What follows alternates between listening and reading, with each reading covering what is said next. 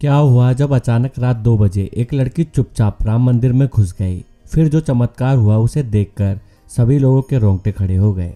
अयोध्या में राम मंदिर की प्राण प्रतिष्ठा से पहले और बाद में कई सारे चमत्कार देखने को मिले हैं, जिससे यह साबित होता है कि सनातन ही सत्य है। उस समय कई जगहों पर गिद्धों का दिखना, कई जगहों पर भालू का प्रकट होना, प्रभु श्री राम की मूर्ति के साथ एक वानर का चलना और साथ ही साथ मंदिर के गर्भगृह में वानर की मौजूदगी, कई ऐसे बड़े चमत्कार राम मंदिर में देखे गए हैं जो साक्षात प्रमाण देते हैं कि सच में कोई तो ऐसी शक्ति है जो इस संसार को चला रही है। लेकिन दोस्तों, दिल्ली में रहने वाले उमेश और सीमा नाम के दो पति पत्नी के साथ 24 जनवरी के दिन अयोध्या में जो हुआ उसे जानकर आपके भी रोंगटे खड़े हो जाएंगे और आपको इस बात का एहसास होगा कि सच में यह प्रभु श्री राम का ही चमत्कार है। 22 जनवरी 2024 के दिन राम मंदिर में रामलला की प्राण प्रतिष्ठा हुई। इस दिन देश विदेश की कई बड़ी हस्तियां वहां पर मौजूद थी और जब सभी ने रामलला की उस मूर्ति को देखा तो उनकी प्यारी सी मुस्कान सभी के दिलों पर छा गई। जिस मूर्तिकार ने मूर्ति को बनाया उसका भी कहना था कि प्राण प्रतिष्ठा के बाद मूर्ति के भाव बदल गए हैं, मुस्कान बदल गई है, मानो मूर्ति के अंदर प्राण आ गए हों। इसलिए हिंदू धर्म में प्राण प्रतिष्ठा का महत्व होता है। इससे एक बात तो साबित होती है कि अयोध्या में साक्षात रामलला विराजमान हो गए हैं। 23 जनवरी 2024 से आम श्रद्धालुओं के लिए प्रभु श्री राम के द्वार खोल दिए गए हैं और श्रद्धालुओं की लाखों की तादाद मंदिर में दर्शन करने के लिए पहुंच गई और तकरीबन 5 लाख लोगों ने 23 जनवरी को रामलला के दर्शन किए। उमेश और सीमा राम मंदिर जाना चाहते थे क्योंकि उनके पिता भी एक बहुत बड़े राम भक्त थे और अयोध्या में राम मंदिर निर्माण के लिए उन्होंने कार सेवा में भूमिका निभाई थी। उनके पिता अपनी आंखों से राम मंदिर का निर्माण नहीं देख पाए, लेकिन अपने पिता की एक तस्वीर साथ में लेकर वह अपनी पत्नी और 12 साल की बच्ची के साथ दिल्ली से अयोध्या रवाना हो गए। उनका मानना था इस फोटो के माध्यम से वह श्री प्रभु राम के दर्शन अपने पिता को कराएंगे। लेकिन उमेश को इस बात का अंदाजा नहीं था कि 24 जनवरी के दिन और ज़्यादा भीड़ राम मंदिर आने वाली थी।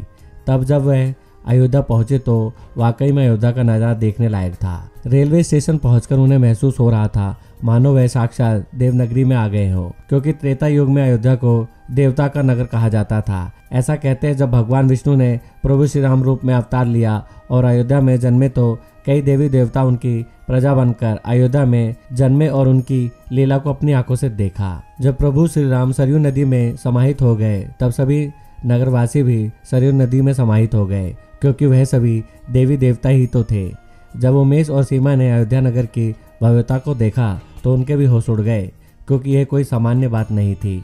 इससे पता चलता है कि भारत में मंदिरों का कितना महत्व है। अगर किसी स्थान पर एक भव्य मंदिर का निर्माण होता है तो वह शहर की प्रगति को साथ लेकर आता है, कई लोगों को रोजगार दिलाता है और साथ ही साथ उस शहर की प्रगति का माध्यम बनता है। ऐसे ही अयोध्या में जिस प्रकार से राम मंदिर का निर्माण हुआ था वैसे ही वहाँ पर प्रगति साफ तौर पर दिख रही थी।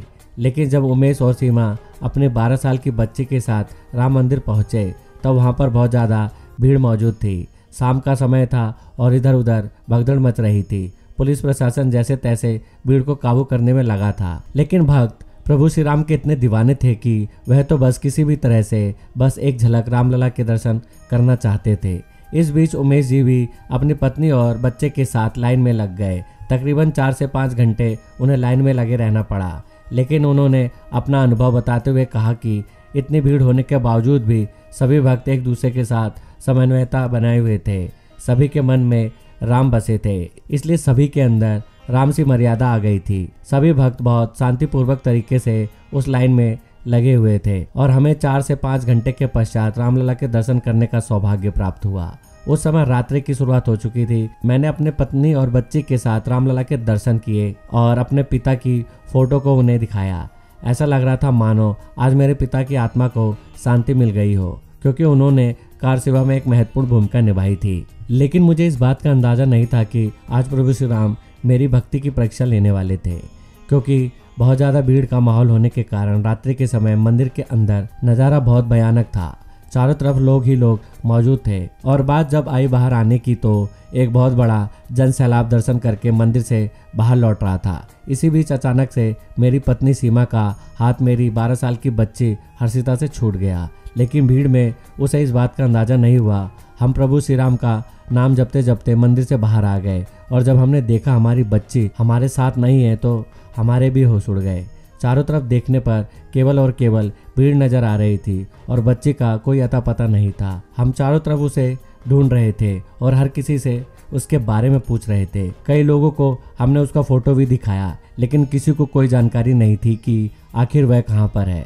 हम उसी जगह पर फूट फूट कर रोने लगे और चारों तरफ भटकते भटकते उसे ढूंढने लगे और देखते ही देखते तकरीबन रात के 12 बज गए, लेकिन हमारी बेटी का हमें कुछ पता नहीं चला था कि आखिर वह कहाँ है। तब तक हम थक हार कर उस समय हनुमानगढ़ी मंदिर पहुँचे, जो कि अयोध्या राम मंदिर से 1.5 किलोमीटर की दूरी पर है। हम अपनी बेटी को इधर उधर ढूंढते ढूंढते अचानक ही हनुमान मंदिर पहुंच गए थे। जब हम वहां पर पहुंचे तब हमने हनुमान जी से प्रार्थना करी कि प्रभु श्री राम के कार्य को पूरा करने के लिए आपने महत्वपूर्ण भूमिका निभाई थी और आज हम भी रामलला के दर्शन करने आए थे, लेकिन हमारी बच्ची कहीं लापता हो गई है।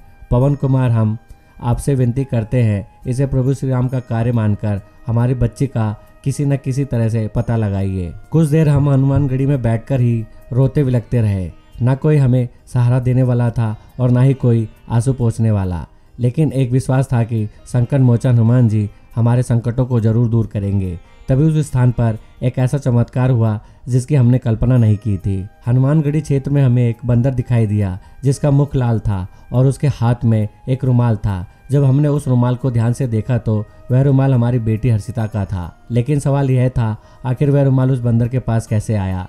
उमेश और सीमा के रोंगटे खड़े हो गए, लेकिन अभी भी उनकी बेटी नहीं मिल पाई थी। वह इसे हनुमान जी का संकेत मान रहे थे, जिसके बाद उन्होंने उस बंदर का पीछा करना शुरू कर दिया और वह बंदर के पीछे पीछे चल दिए। देखते ही देखते उस बंदर का पीछा करते करते उन्होंने 1.5 किलोमीटर का सफर पूरा किया और वह फिर से अयोध्या राम मंदिर के दरवाजे पर पहुंच गए। रात्रि के समय दरवाजा बंद हो चुका था, अंदर जाने का कोई मार्ग नहीं था, लेकिन वह बंदर हर्षिता के रुमाल को राम मंदिर के दरवाजे पर छोड़कर चला गया।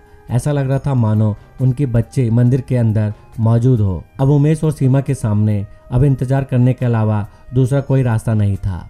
सुबह तक उन्होंने इंतजार किया। उन्हें प्रभु श्री राम जी से उम्मीद थी, संकट मोचन हनुमान जी महाराज पर भरोसा था। और जब प्रातः काल प्रभु श्री राम लला के दरवाजे खोले गए तब तक वहां पर बहुत ज्यादा भीड़ मौजूद थी। ऐसा लग रहा था इतनी भीड़ में आखिर वे अपनी बच्ची को कैसे ढूंढेंगे। तब जैसे ही राम मंदिर का दरवाजा खुला तो उमेश और सीमा के रोंगटे खड़े हो गए, क्योंकि अंदर मंदिर के पुजारी अपने हाथ में उस बच्ची को लिए खड़े हुए थे।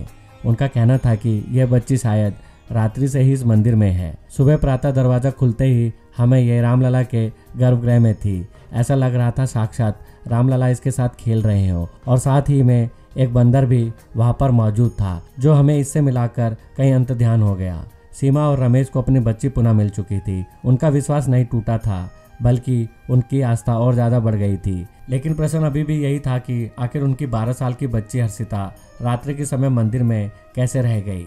क्या वह मंदिर के अंदर ही छूट गई थी या फिर बाहर बहुत ज्यादा सुरक्षा होने की वजह से यह हनुमान जी का चमत्कार था कि उन्होंने किसी तरह से उस बच्ची को रामलला के गर्भगृह में छोड़ दिया। जो भी हो, लेकिन यह भी एक बहुत बड़ा चमत्कार था कि एक माँ बाप को अपनी गुम हुई बच्ची प्रभु श्री राम जी की कृपा से पुनः प्राप्त हो गई। इसके बाद मैं पुनः दिल्ली के लिए रवाना हो गया और अपने साथ घटी इस घटना के बारे में उन्होंने सभी को बताया। सबका एक ही कहना था कि जिस शहर में प्रभु श्री राम का निवास हो और जिसके रक्षक स्वयं हनुमान हो, ऐसे स्थान पर किसी भी प्रकार के भय की क्या जरूरत है। तो दोस्तों, आज की वीडियो में बस इतना ही। अगर वीडियो पसंद आई तो वीडियो को लाइक, शेयर और चैनल को सब्सक्राइब करके बेल आइकन को प्रेस करना मत भूलिएगा। जल्दी मिलते हैं एक नई वीडियो के साथ, तब तक के लिए बाय, टेक केयर।